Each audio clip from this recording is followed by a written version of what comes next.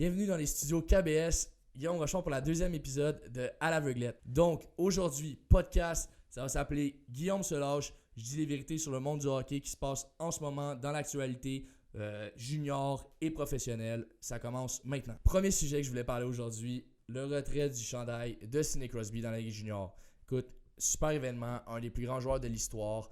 Gagner tout ce que tu peux gagner, 3 Coupes Stanley, 2 médailles olympiques, le Golden Goal, tout ce que tu veux de Sidney Crosby. On le sait, il a gagné le meilleur joueur du Canada à 17 ans. Qui l'a fait? Bon, Lafrenière, tu vas me dire oui, mais c'est pas encore arrivé Lafrenière dans la Ligue. Donc, pour le moment, Crosby qui se fait retirer son chandail, c'est super mérité. Il mérite. Par contre, Mario Lemieux, le chandail n'est pas retiré.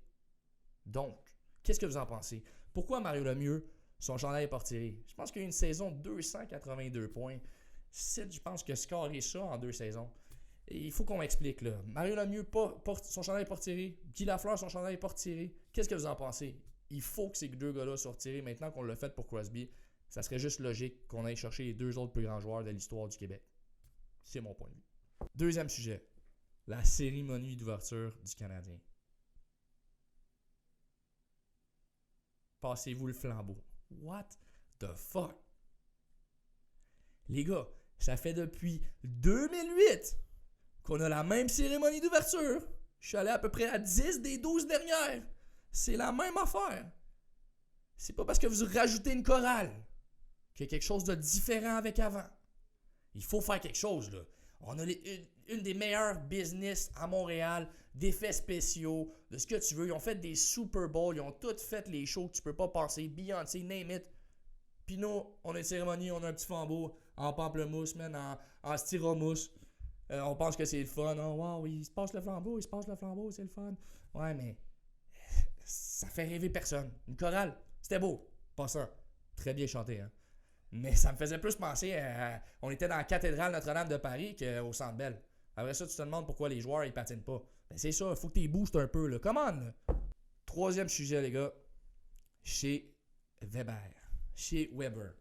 Là, il faut arrêter de dire que ce gars-là, il est encore dans son prime. C'est fini, là. On est dans le déclin, là. Le déclin de l'Empire américain, c'est maintenant. OK? Il faut juste se rendre à l'évidence. C'est fini. Parlez-moi pas de Piqué, là. Parlez-moi pas de Piqué. Ça change rien. Il est parti, c'est fini. On peut dire que c'est un bon échange, pas un bon échange. Là, il est avec nous en ce moment. Qu'est-ce qu'on fait avec lui? Là, on dit Victor Mété, c'est pas le gars qu'il faut que tu te mettes avec. Non, il faut qu'il y ait un autre joueur, blablabla, blablabla. Non. Weber, premier trio, ça marche pas. Il faut descendre. Il faut passer au deuxième trio. Et tu vas jouer contre des gars qui sont un peu moins rapides, qui sont un peu moins bons. Ça va te mettre dans ta bonne chaise. Tu vas peut-être allonger ta carrière de 3-4 ans. C'est bon. Reste là. Mais connais ta place maintenant, Shea. Il faut que tu connaisses ta place. Là. Puis là, les gars, vous n'allez pas me dire que Shea il est meilleur que Petrie parce qu'il gagne plus cher, puis ci, puis ça. Ben oui, mais on a eu Scott Gomez sur notre 4e trio pendant 10 ans. On peut en mettre un qui gagne de l'argent à cher, bien bas dans les trios. Là. Fait que, on va le mettre sur la bonne chaise. Puis après ça, on va avoir un gars qui va être meilleur. Personnellement, Guillaume Rochon, premier du nom, je pense que Jeff Petrie est meilleur que Shea Weber. Shea Weber, comme j'ai dit tout à l'heure, dépassé. On a l'impression qu'il traîne un piano sur son dos. Oui, Captain Leadership, on t'aime. Là. Mais sauf que là, il faudrait laisser la place. Là. Jeff Norris Petrie, il est juste derrière toi. Le gars, il finit dans les tops. On est loin du Jeff Petrie qui est arrivé à Montréal, qui finissait à moins 22. Là. Le gars a évolué dans sa game. Ses tirs sont sur le target. Contrairement à toi, c'est peut-être les lunettes qui manquent. Mais Jeff, The Man, numéro 1 défenseur du Canadien, sans contredit. Celui qui peut contester ça avec moi, ben, je l'invite à nous écrire sur les réseaux sociaux. Ça va me faire plaisir de débattre là-dessus. Mieux de sortir tes arguments parce que dans les 2-3 dernières années, on n'a pas grand-chose à montrer de chez. Hein. Victor.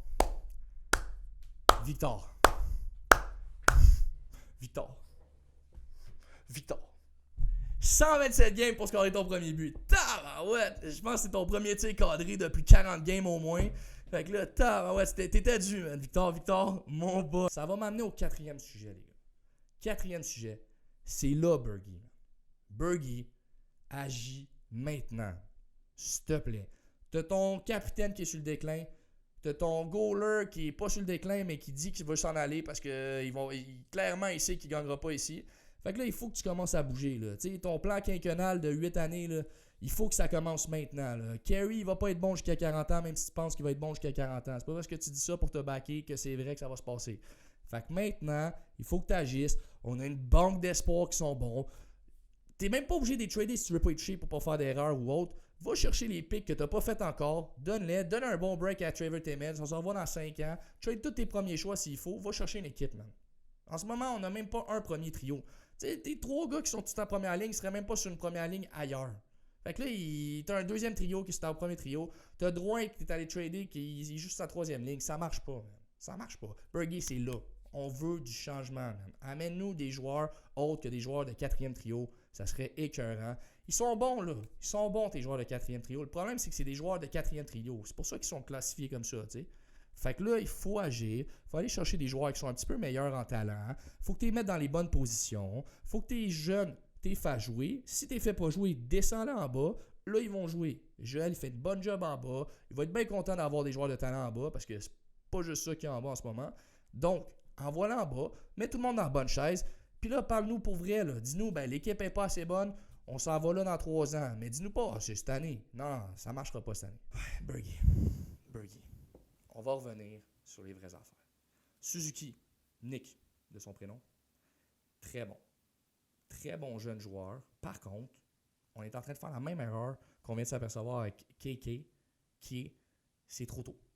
Il y a d'autres équipes dans la ligue qui envoient leurs jeunes 1, 2, 3 ans en bas. Pas parce qu'ils sont pas bons. Pas parce que genre ils veulent. Oh non, je vais briser leur confiance et je les envoie en bas. Non, non, non. Tu passes en bas. Tu fais des points, tu obtiens des minutes de qualité, tu es dans ton développement, tu arrives à 21-22 ans, tu es prêt, puis là, tu peux vraiment les critiquer. Le gars, il a 20 ans, s'il fait des erreurs, tu dis « Ah non, il est pas bon, il peut pas jouer dans le show. » Non, il peut jouer dans le show, c'est juste qu'on lui donne pas la possibilité d'être bon. Donc, Suzuki sur une troisième ligne avec 2 plombiers, non. Envoie-le en bas avec des gars qui vont avoir des qualités offensives au moins. Oui, ils vont être moins bons peut-être que les joueurs de la Ligue nationale, mais c'est pas grave. Tu veux tes gars qui gagnent l'expérience. Si tu le fais jouer 14 minutes sur une troisième, ça sert à rien. Kotkaniemi, 13 minutes par game. On est ridicule. Notre joueur, c'est un 3e choix overall. Maintenant, on ne sait même plus où le mettre parce que si on le descend, ça veut dire qu'on a fait une erreur en le laissant dans le show l'année passée. Fait que là, on a l'air des cons. Fait que là, on veut pas le descendre parce que si on le descend, on va briser sa confiance. Puis là, non, il veut plus descendre en bas parce qu'il va gagner 70 000 au lieu de gagner 200 000. Mais non. Tu starts tout de suite en bas, tu lui donnes 1 année ou 2, puis tu le montes, c'est tout. C'est comme ça que ça marche partout. On n'en a pas là, des talents générationnels là, dans le Canadien de Montréal en ce moment. On n'en a pas des gars qui vont dominer les ligues pour des années et des années à venir. Là. On en a juste un, il est devant le, goal, il est devant le but. Ça a pris des années à donner ce qui est devenu. Je vous entends tout. Alak, ouais, c'est ça, Alak. Ouais, c'est ça. Vous étiez tout à dire, oh, moi j'étais pour Kerry, ouais, c'est ça, mon petit fan d'Alak. Ouais, fait que là, on en avait juste un gars de même. Il est encore dans le club. Le reste passe par en bas. On a un bon gars qui développe en bas. Puis après ça, tu montes en haut, tu défonces la ligue. Puis là, on est en business. D'après moi, là, si tu dis que tu es en reconstruction, on va bien plus te croire, puis on va bien plus te suivre que de dire, on n'est pas en reconstruction, on est juste en restructuration. Ben oui, bonne utilisation d'un synonyme, mon Bergey. Mais là, il faut que tu agisses. Il faut que les gars soient prêts. Comme je t'ai dit, soit tu décides qu'on est une équipe de jeunes, tu fais jouer tes jeunes, puis tu vis avec les erreurs qu'ils font, ou soit on est une équipe de vieux, puis on fera pas les playoffs encore, on va peut-être finir 8e, puis on va faire sortir en première ronde, puis on va dire, ben non, on gagnera pas, non, on gagnera jamais. Ben oui. Donc, on décide. On est-tu des vieux ou on est des jeunes? Si on est des jeunes, mets-les dans le bon site, donne-leur du temps de glace, puis après ça, tu checkeras. Mais oui, c'est sûr que tu veux donner une équipe à ton coach que tu as payé 5 millions par année pendant 5 ans. C'est sûr. Par contre, prends-le pas pour des caves, puis juste, dis-nous-le que genre là, ça n'a pas marché comme tu voulais ton plan quinquennal. Tu es rendu à un plan 9 années. Là. Fait que là, juste dis-nous-le, sois honnête, puis après ça, on va être chill. On va te suivre, on va vous suivre. Si on ne vous suit pas, c'est-à-dire que le fanbase n'est pas bon. C'est correct, tu vas échanger les fans. C'est correct, on va être là. Les duos dominants dans la ligue. Ça, c'est intéressant comme question et comme sujet parce que en ce moment, je pense pas qu'il y a un duo de plus dominant dans la ligue que le duo Draisaitl puis McDavid. Les deux gars, ils volent sur la glace, là, c'est incroyable. Tu penses que même quand ils sont sur le banc, je pense qu'ils prennent des passes, là, c'est quelque chose de fou. Là. Les deux qui carburent à un rythme là, incroyable. Je pense à peu près 2 points par match. Là. Écoute, si ça continue, il pourrait raccrocher Wayne, mais Je pense pas que ça va se faire, mais sur le sujet, je pense que c'est eux le duo le plus dominant. Mais ce qui est intéressant cette année, c'est qu'on voit de plus en plus d'entraîneurs, justement, pas vouloir diviser le talent, là, vouloir vraiment mettre les 2 meilleurs ou les 3 meilleurs joueurs ensemble pour justement constituer un trio là, qui pourrait dominer la ligue. Je pense que c'est la marche à suivre. Quand tu divises ton talent, oui, tu vas avoir des gars qui peuvent marquer sur chaque ligne. Par contre, tu sais, si tu as un piment à côté, ben c'est sûr que c'est plus compliqué de marquer tout seul ou tu fais la bonne passe, tu te dis le gars il va marquer, mais non, il n'a pas le même talent que toi, fait qu'il ne marquera pas. Donc, si tu mets 2 gars qui, je te dirais pas qu'ils ont un talent égal, mais ils ont un talent similaire sur la même ligne, c'est sûr que c'est assez écœurant puis c'est assez fort pour pouvoir dominer. Pour les autres duos, là, il y a du McKinnon-Rantanen qui sont incroyables depuis près de 2 à 3 saisons. Tu as Mitch Marner puis Tavares ou Matthews, dépendamment à laquelle ligne ils décident de jouer avec Nylander aussi. Mais tu as ces 3 gars-là qui peuvent jouer sur une même ligne. Tu as un Stamkos Kucherov qui joue sur la même ligne, qui est assez explosif. T'as Pasternak et Marchand qui est un duo d'alliés incroyable avec un Bergeron dans le centre. Donc, tu sais, tu as quelques lignes qui sont vraiment des powerhouses qui vont être dominants pour quelques années à venir parce que il n'y en a pas grand qui sont vieux là-dedans. Donc, ça fait assez peur. Puis la plupart, bon, à part Colorado et Edmonton, mais la plupart des équipes, des duos dominants là, se retrouvent dans l'Est. Donc, c'est un petit peu le point négatif pour le Canada. On parlait des duos qui réussissent. Je vais vous parler d'un duo en ce moment que je trouve qui est vraiment à la rue, comme on dit. Le duo Tyler Seguin, Jamie Benn. On se souvient, l'année dernière, ils avaient eu, l'année dernière ou l'autre d'avant, si on se rappelle bien, ils avaient eu une petite discussion avec le propriétaire via les médias sociaux. Le duo l'envoyait chier, il s'envoyait chier, peu importe. Il y avait une discussion qui était vraiment pas contente parce que le propriétaire disait qu'il en donnait pas assez, puis les autres disaient qu'il en donnait assez, ou qu'il laisse l'équipe agir et qu'il ne pointe pas une personne en particulier. Donc, ce duo-là, en ce moment, en arrache, ont même pas 0.5 points par game depuis le début. Là. Donc, je pense que c'est 5 points pour Seguin en 9 matchs là, au jour d'aujourd'hui. Puis, Jamie Benn, je pense que c'est 4 points en 9 matchs. Là. Donc, c'est un duo qu'on connaît explosif, qui avait des chances, s'il y avait eu des Jeux Olympiques, les derniers Jeux Olympiques, il y aurait eu des chances d'y aller parce que justement, on se souvient que la tactique de l'équipe Canada, c'était d'avoir un duo qui se connaissait, un peu comme un Bergeron Marchand ou un Sidney Crosby Kunitz dans le temps.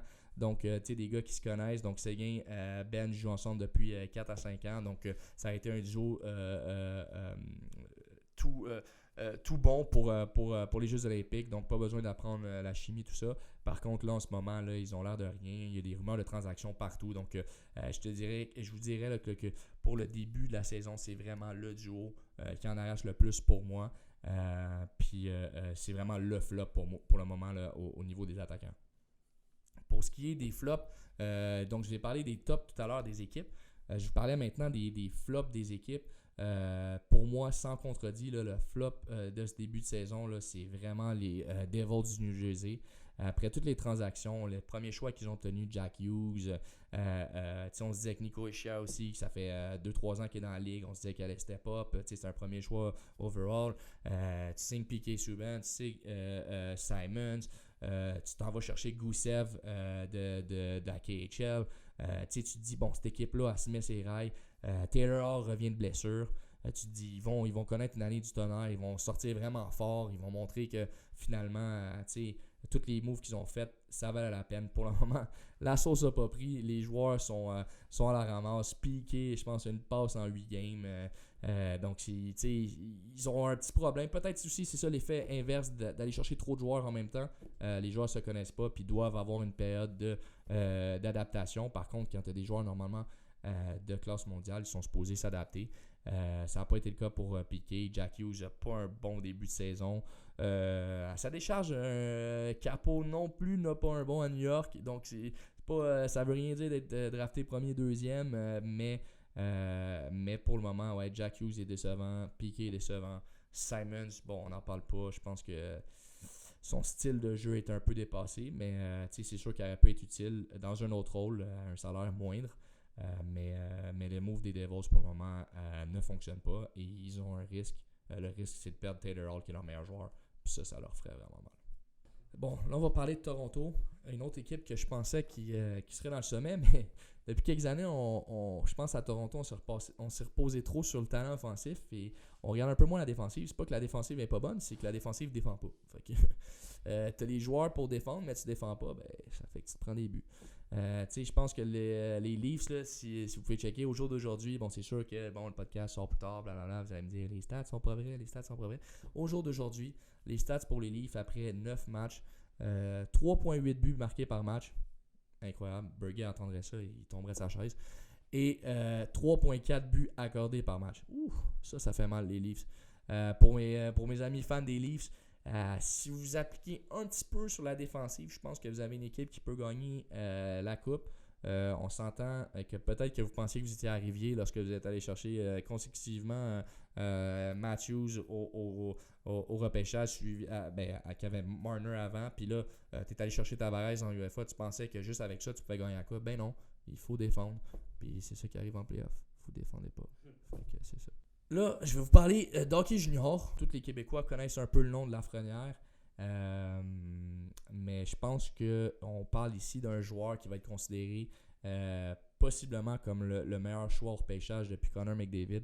Pas que les derniers n'ont pas été bons depuis Connor, mais on s'entend qu'en termes de joueurs, il n'y a pas grand monde, pas grand joueur qui a gagné. En fait, le joueur CHL de l'année à 17 ans, même pas son année de draft. C'est assez exceptionnel, je dirais. Puis, tu le vois aller, là, l'équipe qui va l'avoir, là, c'est le jackpot, là, c'est la loterie. Là. C'est l'équipe, elle relance sa concession au complet. Un peu comme quand Buffalo avait acheté des chandails de McDavid. Ouais, c'est ça. Hein, Buffalo? Ouais, non, ça s'est pas passé. Mais un peu comme Connor. Je pense que cette fois-ci, il y a un choix qui est vraiment déterminant dans le numéro 1. Des dernières années, on avait Jack Hughes puis Kako Capo. Là, tu te dis qui prendra en premier. Après ça, tu avais Ishier puis je me rappelle même plus le nom du joueur de Philadelphie. Tu savais que tu n'avais pas grand-chose. Après ça, tu avais toujours deux joueurs que tu disais peut-être que ça peut le faire. Mais quand c'était Connor, à part Eichel, tout le monde savait que ça allait être Connor le premier choix. Là. Eichel, sa carrière a avancé depuis, rendu capitaine, entraîneur, DG, président de l'équipe de Buffalo. Mais je pense que Lafrenière a la possibilité de devenir, dès sa première année dans la ligue, là, quelqu'un qui va te faire 80 points. Là. Donc, un junior qui arrive dans la ligue et qui est capable de faire 80 points, il n'y en a pas grand. Qui s'est passé, là, tu vois un joueur ultra dominant sa première année dans la ligue, là, un Peterson l'année passée, puis il s'est pas rendu là. Donc je pense que ça va être quelque chose d'assez exceptionnel, puis l'équipe qui va l'avoir va être vraiment chanceuse. J'ai comme une mauvaise pensée par contre, parce que je pense qu'il va aller jouer dans l'Ouest, mais fait qu'on le verra pas beaucoup, mais ça va être fort. Tous ceux qui auront partagé et liker la page KBS et également le podcast. Donc, tous ceux qui partagent le podcast, le premier podcast avec Anthony Manta, auront la chance de gagner la rondelle qu'on va faire tirer à la sortie du prochain podcast, donc du podcast numéro 2. Donc, restez à l'écoute. S'il vous plaît, sharez, likez, puis vous avez une chance de gagner une rondelle signée de Anthony Manta, donc quelque chose qui n'est pas à la portée de tout le monde au Québec. Donc c'est toujours intéressant d'avoir un produit de Détroit, également la signature qui vient avec d'un joueur de Montréal, donc de Longueuil. Donc restez à l'écoute, s'il vous plaît, sharez, likez, puis le gagnant sera annoncé au prochain podcast. Merci d'avoir été avec nous pour ce podcast de À l'aveuglette. J'espère que vous avez aimé ça.